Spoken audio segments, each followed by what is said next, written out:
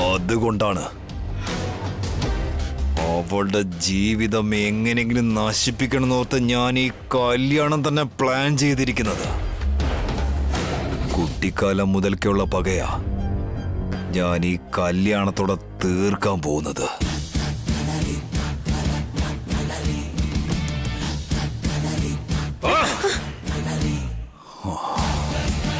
ഞാൻ എന്തെങ്കിലും ആഗ്രഹിച്ചാൽ അതെനിക്ക് കിട്ടിയിരിക്കണം. പക്ഷെ ലക്ഷ്മിയുടെ കാര്യത്തിൽ ഞാൻ ആഗ്രഹിച്ച കാര്യങ്ങളിലെല്ലാം തടസ്സങ്ങൾ മാത്രം സംഭവിച്ചുകൊണ്ടിരിക്കുക. അവളെ എങ്ങനെയെങ്കിലും കരയിപ്പിച്ചേ പറ്റുമെന്ന് ഞാൻ എന്നേ തീരുമാനിച്ചു കഴിഞ്ഞതാ. അടിച്ചാൽ ഒരു പെണ്ണ് ഉറപ്പായും കരയും. ഈ നാടെന്നെ കുറ്റപ്പെടുത്തുകയും ചെയ്യും.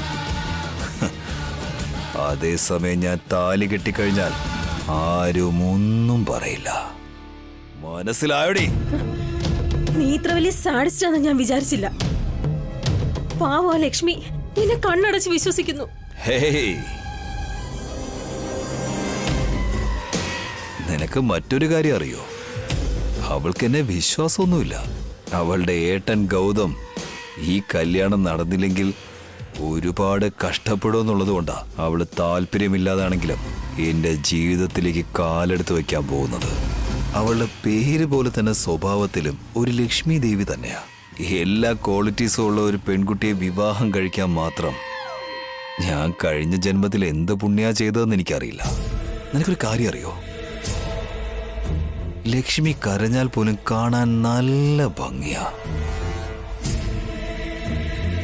അവളെ എങ്ങനെ കാണാൻ വേണ്ടിയാ ഈ കല്യാണത്തിന്റെ പ്രപ്പോസൽ തന്നെ ഞാൻ കൊടുത്തത്. നാളെ കല്യാണം കഴിഞ്ഞെന്ന് തന്നെ ഇരിക്കട്ടെ, ജീവൻ പോയാൽ പോലും ഞാൻ പറയുന്നത് മാത്രമേ അവൾ കേൾക്കൂ. അപ്പോ ഗൗതം മാത്രമല്ല, ഇനി ആ ദൈവം ഇറങ്ങി വന്ന് പറഞ്ഞാൽ പോലും ഒന്നും ചെയ്യാൻ കഴിയില്ല. ഇതെല്ലാം ഞാൻ നിന്നോട് പറയുന്നത് എന്തുകൊണ്ടാണെന്നറിയോ? ഭംഗിയുള്ളൊരു വീടിന്റെ മുൻവശത്ത് ദൃഷ്ടി ബൊമ്മയെ തൂക്കിയിടും.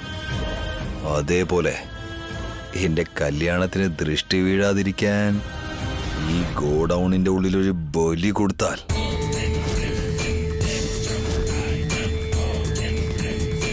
പിന്നെ യാതൊരു തടസ്സവും ഉണ്ടാവില്ല.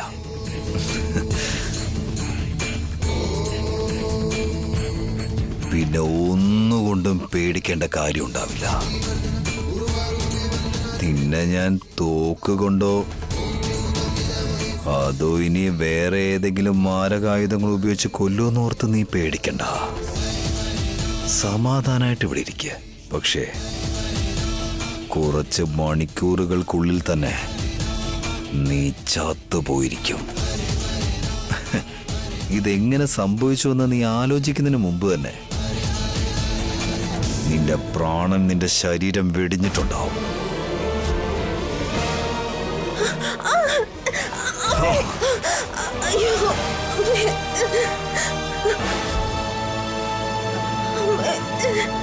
അയ്യോ, ക്ഷമിക്കണം കേട്ടോ. നീ ഗർഭിണിയാണെന്നുള്ള കാര്യം ഞാനങ്ങ് മറന്നേ പോയി. സോറി കേട്ടോ. I am really sorry. Take care. Bye by.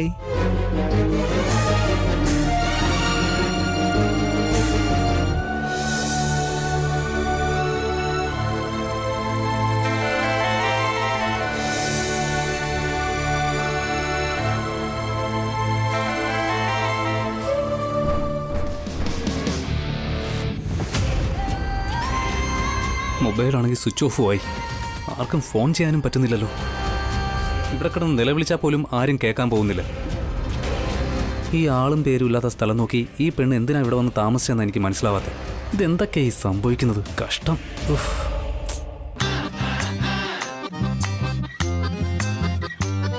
ചേട്ടാ, കഴിക്കാൻ എന്ത് വേണം? കഴിക്കണോ അല്ലേ? ചേട്ടൻ എന്തോ ഒട്ടും വിശക്കുന്നില്ലേ? ഉച്ചയ്ക്കെന്തോ ഇച്ചിരി കഴിച്ചതല്ലേ ഉള്ളൂ. ചേട്ടൻ എന്ത് വേണമെന്ന് പറഞ്ഞാ പെട്ടെന്ന് തന്നെ ഉണ്ടാക്കി തരാം. അങ്ങനെയാണല്ലേ? എന്നാ ശരി, പെട്ടെന്ന് റെഡിയാക്ക്. പറഞ്ഞോ.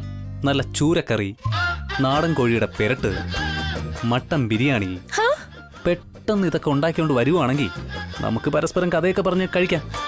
ഹലോ മിസ്റ്റർ, ലിസ്റ്റൊക്കെ വളരെ വലുതാണല്ലോ.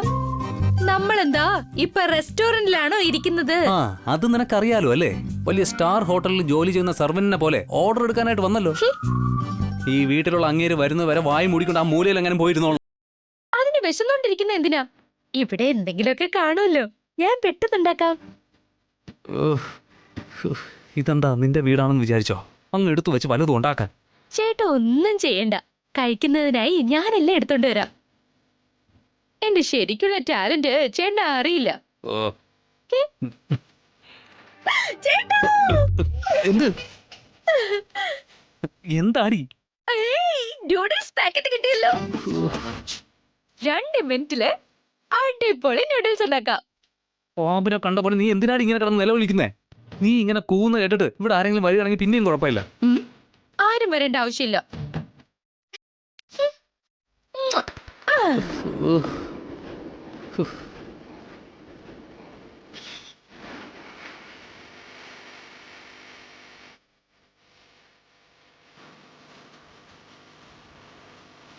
ആഹാഹാഹാഹാ.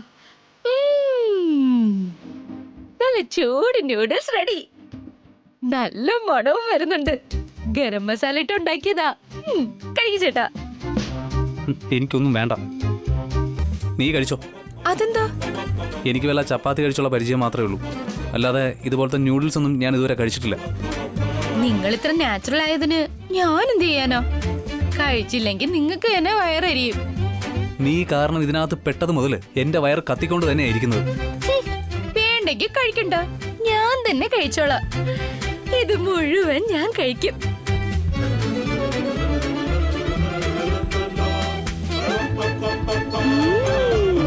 വൗ!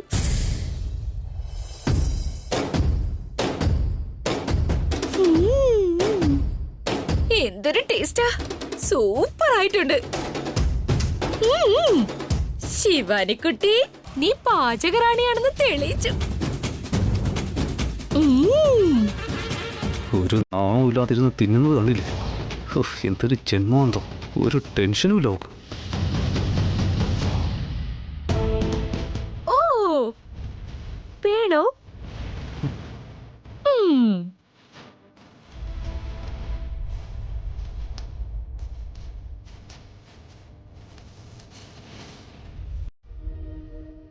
ഞാൻ തന്നെ ഒരുപാട് ലേറ്റായി. ശിവാനി വന്നിട്ട് എത്ര സമയമായെന്നറിയില്ല.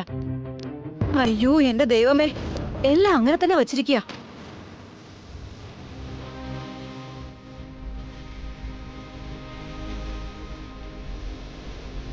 നിൽക്കു ഗീതേ, നിന്റെ വീട്ടുകാരെന്ത് പറഞ്ഞു?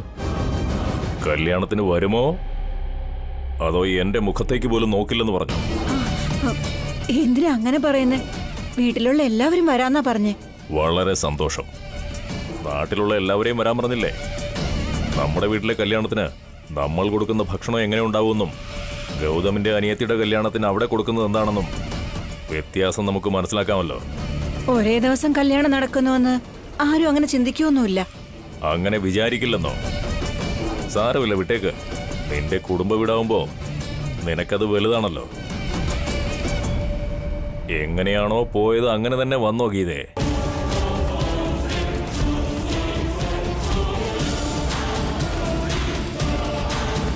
എന്താച്ചാ ഇങ്ങനെയൊക്കെ ചോദിക്കുന്നേ? വയസ്സായ നിന്റെ അമ്മയുടെ കാര്യമല്ല ചോദിച്ചത്. പ്രായപൂർത്തിയായ ഒരു പെണ്ണ് കൂടെ പോയിരുന്നല്ലോ, ശിവാനി. രണ്ടുപേരും ഒരുമിച്ച് പോയിട്ട് ഇപ്പൊ ഒറ്റയ്ക്ക് വന്നത് എന്താണെന്നാ ചോദിച്ചത്.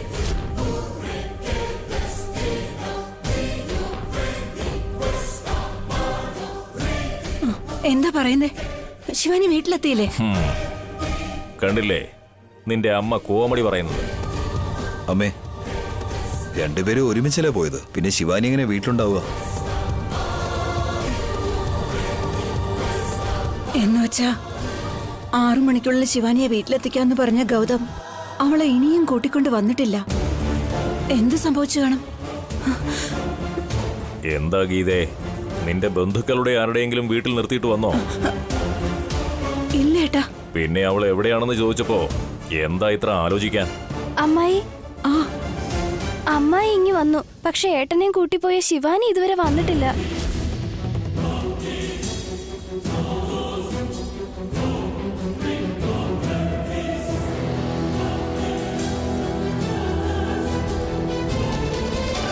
ഏട്ടന്റെ ഫോണാണെങ്കിൽ സ്വിച്ച് ഓഫാ. ശിവാനിയെ വിളിച്ചിട്ട് എടുക്കുന്നുമില്ല.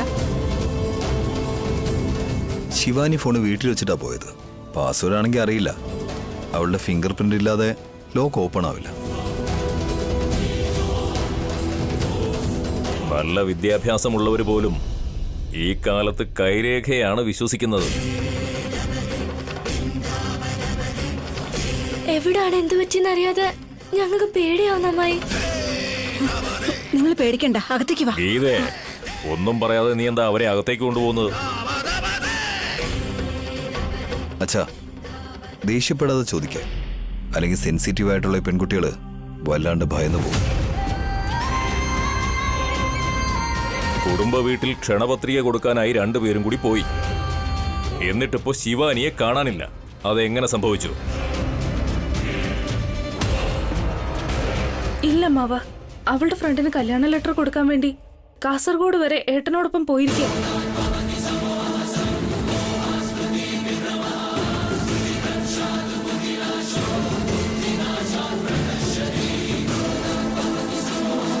കാസർഗോഡ് ആരാ ഉള്ളേ? അവിടെ അവൾക്ക് ആരും ഇല്ലല്ലോ.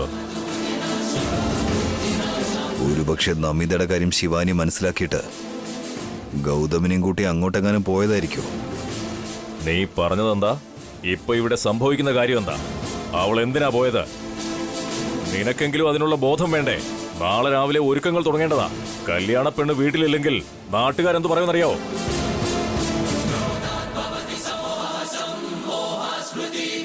അച്ഛാ, ഒന്ന് സമാധാനമായിട്ടിരിക്കെ. ഗൗതമളിയും ശിവാനിയുടെ കൂടെ തന്നെ ഉണ്ടല്ലോ. അവര് ഭദ്രമായിട്ട് ഇങ്ങ് എത്തിക്കോളും.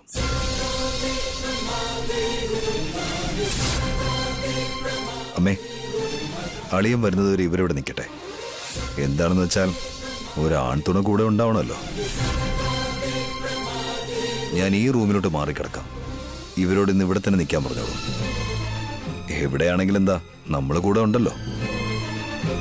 ഞങ്ങള് നാലുപേരും വീട്ടിൽ ഒറ്റക്കായോണ്ട് ഇത്രയും നേരമായിട്ട് ഏട്ടൻ വരാത്തോണ്ട് പേടിച്ചിട്ടാ ഞങ്ങൾ ഇങ്ങോട്ട് വന്നത്. ഏട്ടൻ കുറച്ചു കഴിഞ്ഞ് വരുമ്പോ ഞങ്ങൾ വീട്ടിലോട്ട് പോയിക്കോളാം. ഇല്ലെങ്കിൽ ഇവിടെ നിക്കട്ടെ. ചെല്ലമ്മേ, അവർക്ക് ആ റൂം കാണിച്ചു കൊടുക്ക. ആ, വാ മക്കളെ, വാ, വരൂ.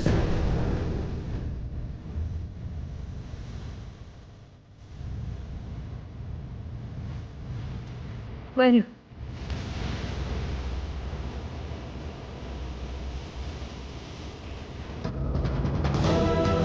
നൂഡിൽസ് ഉണ്ടാക്കിയ പാത്രം കഴുകി അങ്ങ് വെച്ചേക്കാം.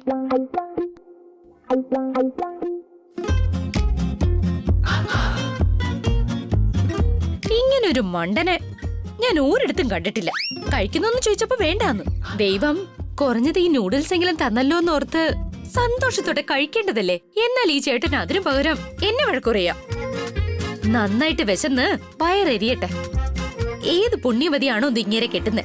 എന്നാ പാവം, അവളെ ഇയാൾ എന്തുമാത്രം കഷ്ടപ്പെടുത്തുമെന്നോ. ഇതുണ്ടാക്ക്, അതുണ്ടാക്ക്, അങ്ങനെ ചെയ്യ്, ഇങ്ങനെ ചെയ്യ്, എനിക്ക് ഇത് വേണം, എനിക്ക് അത് വേണമെന്നൊക്കെ പറഞ്ഞ് രാജാവിനെ പോലെ ഉത്തരവിട്ടോണ്ടിരുന്ന നല്ല പാചകം ചെയ്യാൻ അറിയാവുന്നവരെ കൊണ്ട് ഇയാളെ സഹിക്കാൻ പറ്റുള്ളൂ. അല്ലെങ്കിൽ വേറെ പെമ്പിള്ളരാണെങ്കിൽ ഈ രാജാവിനെ ഒരിക്കലും കെട്ടാൻ പോണില്ല.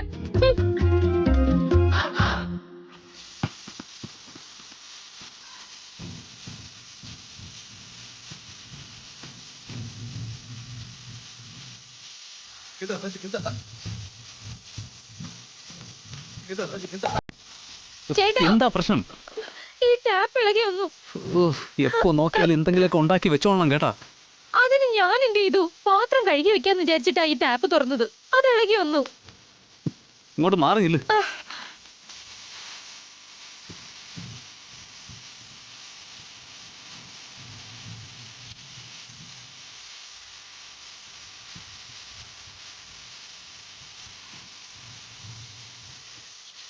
എടി, ഇങ്ങനെ വായും തുറന്ന് നിൽക്കാൻ അടയ്ക്കാനായിട്ട് എന്തെങ്കിലും എടുത്തോണ്ട് വാ. ഇതൊന്നും അടയ്ക്കാനായിട്ട് എന്തെങ്കിലും പോയി എടുത്തോണ്ട് വരാൻ. എന്റെ കയ്യിൽ കർച്ചീഫ് ഇല്ല. നിന്റെ കർച്ചീഫിലൊന്നും നിൽക്കൂല. നിങ്ങളുടെ മുണ്ടൂരി ഞാൻ തരട്ടെ. ഞാൻ ഉടുത്തേക്കണ ഈ മുണ്ട് തന്നെ നിനക്ക് വേണോ അല്ലേ ഈ പൈപ്പ് അടയ്ക്കാനായിട്ട് ഒന്ന് വെച്ചെന്നുണ്ടല്ലോ. ഇനി എന്നെ അണ്ടർവെയറിൽ കൂടെ നിർത്തണമായിരിക്കും നിനക്ക്.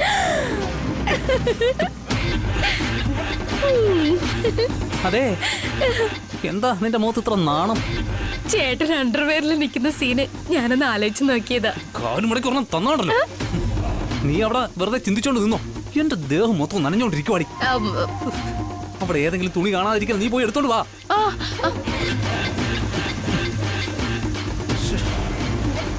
ചേട്ടാ ഇതാ.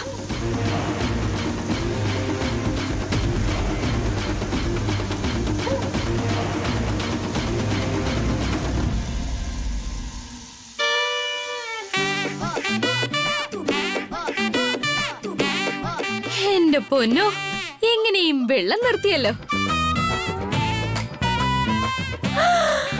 അയ്യോ, എന്റെ തുണി എല്ലാം നനഞ്ഞു. ഞാൻ എന്ത് ചെയ്യും? ഒരു മിനിറ്റ് നീ ഇവിടെ നിൽക്ക്. ആ പെണ്ണിന്റെ ഡ്രസ്സ് എന്തെങ്കിലും ഇവിടെ കാണാതിരിക്കില്ല. ഞാൻ പോയി എടുത്തിട്ട് വരാം.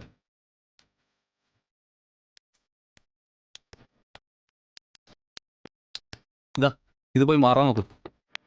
ഇത് ബനാറസിയോ അതോ കാഞ്ചീപുരം പട്ടാണോ? കാഞ്ചി ഒന്ന് വെച്ച് തന്നാണല്ലോ. നിന്റെ കല്യാണമാണല്ലോ ഇപ്പൊ. എടുത്ത് കൊടുക്കാൻ നോക്കടി. നിനക്കെന്താ നിന്റെ ഈ നനഞ്ഞ തുണി ഇപ്പൊ മാറണോ അതോ ഈ സാരിയുടെ ബ്രാൻഡ് നിനക്ക് അറിയണോ? പോയി മാറിയിട്ട് വരാൻ നോക്കാൻ കൊണ്ട്. ഞാൻ എവിടെ പോയാ മാറ്റേണ്ടത്? ഈ വീട് എനിക്ക് പരിചയമുള്ളതല്ലോ. ഏതെങ്കിലും റൂമിൽ പോയി മാറാൻ നോക്ക്. ഞാൻ ഇവിടെ ഉണ്ടല്ലോ. എന്താ ഇങ്ങനെയൊക്കെ പറയുന്നേ? ശത്രുവിനെ പോലും വിശ്വസിക്കാം, എന്നാ എന്നെ പോലെ സൗന്ദര്യമുള്ള പെൺകുട്ടികള് ഒരാണുങ്ങളെ പോലും വിശ്വസിക്കാൻ പാടില്ലെന്നാ. ഒരെണ്ണം വെച്ച് തന്നാണല്ലോ. പിന്നെ നിന്നെ നോക്കാൻ വരുമല്ലോ. ഞാൻ പോയി ഡ്രസ്സ് മാറാൻ നോക്കാം.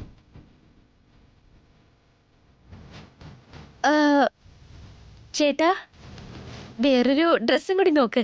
ചേട്ടന്റെ ഡ്രസ്സും മുഴുവൻ നനഞ്ഞിരിക്കയല്ലേ. എന്നെ കൊണ്ടൊന്നും പറയിപ്പിക്കല്ലേ. വായു അടച്ച് മര്യാദയ്ക്ക് പോയി ഡ്രസ്സ് മാറ്റാൻ നോക്ക്.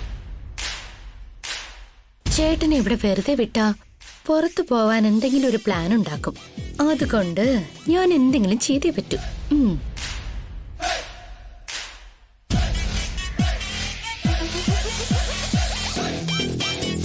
ചേട്ടാ, ഇത് പരിചയമില്ലാത്തൊരു സ്ഥലമല്ലേ? എനിക്ക് പേടിയാകുന്നു. കുറച്ചു നേരം ഇവിടെ പുറത്ത് നിൽക്കുവോ?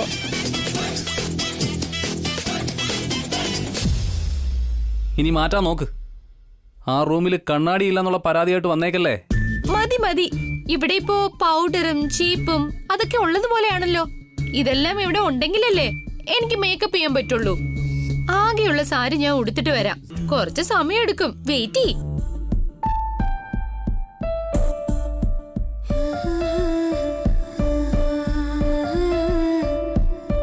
അവിടെ ഉണ്ടോ? ഓ ഉണ്ട്.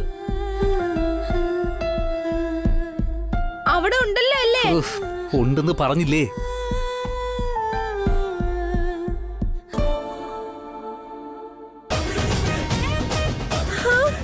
അയ്യോ അയ്യോ, ഒരു പാറ്റ. ഇത് കണ്ട ഞാൻ പേടിക്കുന്നേന്ന് ചേട്ടാ അറിഞ്ഞ എന്നെ കളിയാക്കി കൊല്ലും. അയ്യോ, പോ. ശു, ശു, ശു, ശു.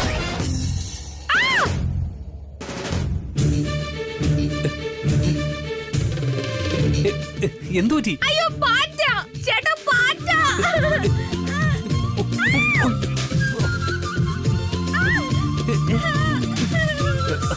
അല്ല, എന്ത് പറ്റിയെന്ന്?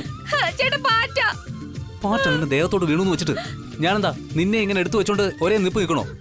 പോ നോക്കണം. എന്നെ എന്തിനാ ഇങ്ങനെ എടുത്തെറിയുന്നേ? വീട് കാലൊടിഞ്ഞിരുന്നെങ്കിലോ? ബുള്ളറ്റിലായിരിക്കില്ല, തോളിലിരുത്തി കൊണ്ടുപോവേണ്ടി വന്നേനെ. ഓർത്തു വെച്ചോ. നിന്റെ എല്ലൊന്നും ഒടിയാൻ പോകുന്നില്ല. പക്ഷെ നാട്ടിലെത്തുന്നതിന് മുമ്പ് ടെൻഷനായിട്ട് എന്റെ ഈ തല പൊട്ടിത്തെറിക്കുന്നാ തോന്നുന്നത്. അയ്യോ, ചേട്ടാ ചേട്ടാ ചേട്ടാ.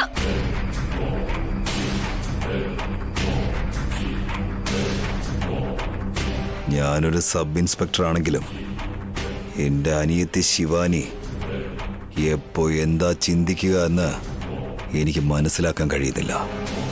അവൾക്ക് ബുദ്ധി ഒരല്പം കൂടുതലാണെന്ന് തോന്നുന്നു.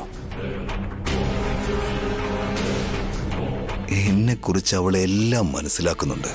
ഇനി ഒരു പക്ഷേ നാം ഇതേക്കുറിച്ച് എല്ലാം അറിയുന്നതിന് വേണ്ടിയിട്ടാണ് ഗൗതമിനെയും കൂട്ടി അവള് പോയിട്ടുണ്ടെങ്കിൽ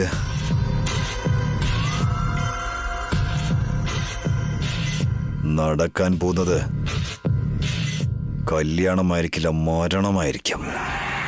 അതാരുടേതായിരിക്കുമെന്ന് ഞാൻ ഇപ്പോ പറയുന്നില്ല. എന്താ ദേവാ നീ ഒറ്റയ്ക്ക് നിന്ന് സംസാരിക്കുന്നത്? ശിവാനിയും ഗൗതമണിയും കൂട്ടിക്കൊണ്ടു പോയിരിക്കല്ല അച്ഛ. കൊണ്ടുപോയതുപോലെ തിരിച്ചു കൊണ്ടുവരുമെന്ന് കള്ളം പറയുമെന്ന് എനിക്ക് തോന്നുന്നേ. കാസർഗോഡ് ഒരുപാട് ദൂരമല്ലേ? വണ്ടിയിൽ ഇത്രയും ദൂരം യാത്ര ചെയ്ത് ടയേർഡായിരിക്കും. എവിടെയെങ്കിലും കുറച്ച് റെസ്റ്റ് എടുക്കാമെന്ന് വിചാരിച്ചിട്ടുണ്ടാവും. നിലാവും പിന്നെ തണുത്ത കാറ്റും ഒക്കെ ഉണ്ടെങ്കിലും ഗൗതം ശിവാനിയെ ഒരിക്കലും തൊടില്ല. എന്താ അച്ഛ ഇത്? അവന് അച്ഛന് അത്രയ്ക്ക് വിശ്വാസമാണോ? എന്താണെന്ന് വെച്ചാൽ ഗൗതം ദേവരാജനല്ല.